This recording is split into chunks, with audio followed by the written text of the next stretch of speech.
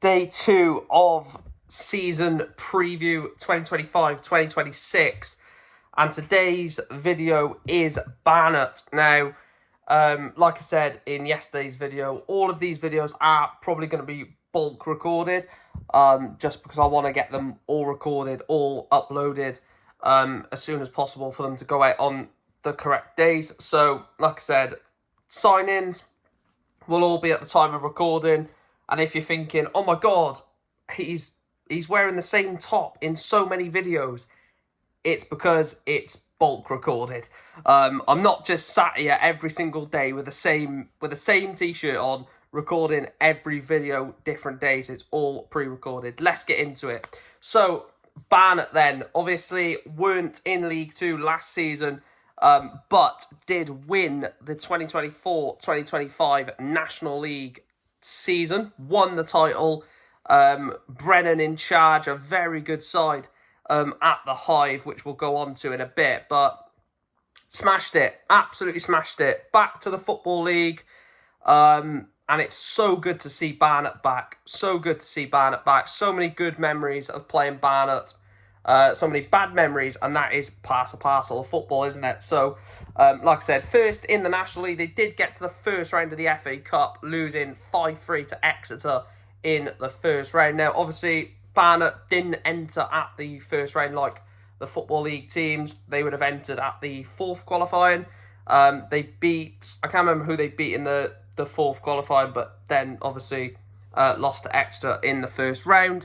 And obviously not involved in the EFL Cup, Carabao Cup, or the EFL Trophy. And in the FA Trophy, they lost 3-1 in the fourth round to Manchester side Altrincham to get defeated in that. I can't remember which round they entered in the FA Trophy, but a fourth round elimination for Barnet. So last season then, Cups probably were one of the favourites to do really well in the FA Trophy. Probably a bit of an upset losing to Altrincham 3-1. A very good account of themselves against Exeter, losing 5-3 in a very good game, which shows that they can perform against teams higher than them, which, you know, will be a massive factor to how they do this season in League 2. And obviously not involved in the other two cup competitions. How did they react to promotion back to the Football League? Signings include Romano Critchlow from Bradford, great player. Owen Evans from Halifax, Ryan Galvin from Cheltenham, Ryan Galvin from Halifax, Ollie Hawkins from Gillingham, Scott High from Huddersfield, Ollie Kensdale from Eastbourne, Emmanuel Osadebe from Forest Green Rovers, and Adam Senior from Halifax Town. Now, there's a couple of really big signings in there. For me, obviously, Critchlow at the back is a ridiculously good signing for Barnet. Been really good for Bradford, in my opinion. Obviously, was at Huddersfield previously. And the other really big signing is the other guy that they've signed directly from Huddersfield, and that is Scott High. I think Scott High is a very good defensive box-to-box midfielder at such a young age, at 24 as well, is going to do good. The only worries for me in terms of the ins, Owen Evans, I don't really see the quality of Owen Evans. I think he's been one of the poorest keepers in the league for a couple of years at Cheltenham and Walsall. Emmanuel Osadebe from Forest Green, is he past it? You know, that'll be an interesting one. And someone who I think definitely is past it is Ollie Hawkins, signing him from Gillingham. Probably just an experienced signing, in my opinion. In terms of the outside, so Joe Grimwood went to Chelmsford City. Gaisu Belagambe went to Ebbsfleet, Finley Wilkinson went to Hemel Hempstead, and Jermaine Francis went to Hartlepool.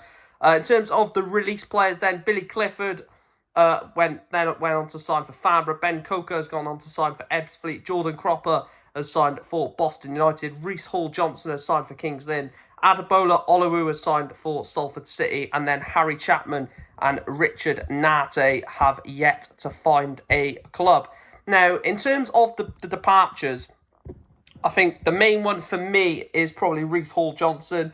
I think Reece Hall-Johnson has been a very good player over his career in the National League, and a bit of Football League experience as well. Harry Chapman, I think, is a good player. Richard Nate, And obviously losing Adebola Olowu to a League Two side in Salford City is also a bit of a, bad thing to do, considering they probably are going to be in and around the same part of the table this season.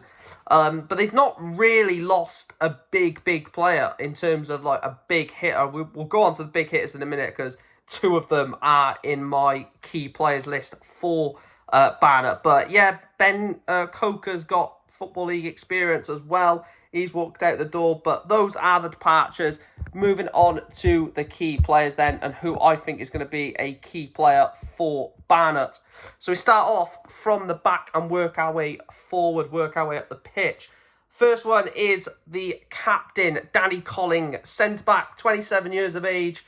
Obviously leader, captain, experience at the heart of the Barnet defence. And like I said, as much as you want quality and young players in and around the squad who are going to flourish in a system which Brennan has obviously adapted his team and his players well to, I do feel like you've also got to have that mix of experience and that mix of the older heads. And an older head being 27 is not that bad, is it, to be fair? But so I've gone for the first one, Danny Collins, centre-back, captain, leader, as the first key player. The second one is new signing Scott High. Like I said, when I mentioned obviously about the new signings, 24 years of age, defensive midfielder, box to box, can progress the ball up the pitch, has done decent in his career, and he's only 24, which I think is a massive boost, a massive push for Barnet to potentially push up high up the table this season.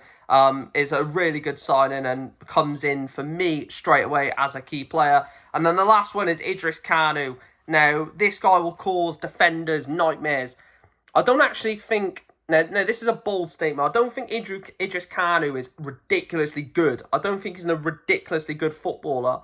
But one thing I think he is a type of player that can take players on, progress Barnet high up the pitch, force fouls, win free kicks, win penalties. And I think that in his locker, he's 25 years of age, he's very quick.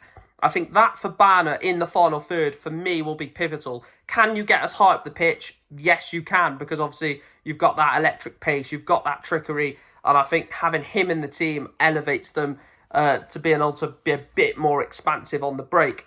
And then rough prediction.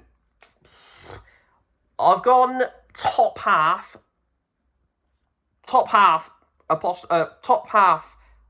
dash playoffs.